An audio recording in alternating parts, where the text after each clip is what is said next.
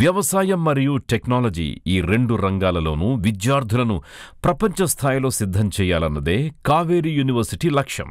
అసలు కావేరీ యూనివర్సిటీని ఎందుకు చూస్ చేసుకున్నారు? వారి పిల్లల్ని ఆ కాలేజ్లో జాయిన్ చేయడానికి ముఖ్యమైన కారణం ఏంటి?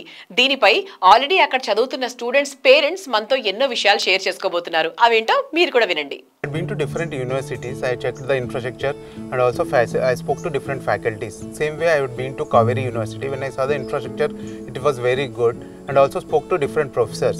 So then I got some confidence. Kaveri Seeds Company, Bhaskar Rao sir garu company ఎలా సక్సెస్ఫుల్ చేశారో అలాగే కావేరీ యూనివర్సిటీని కూడా చాలా సక్సెస్ఫుల్ చేస్తారని నమ్మకంతో మా పాపని అందులో జాయిన్ చేశాము.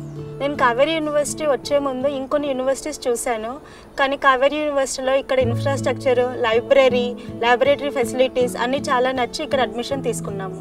కావేరీ యూనివర్సిటీలో ఇన్ఫ్రాస్ట్రక్చర్ అండ్ మరియు R&D ప్లాంట్ బాగున్నాయి కాబట్టి మా అబ్బాయిని ఇక్కడ జాయిన్ చేశాను.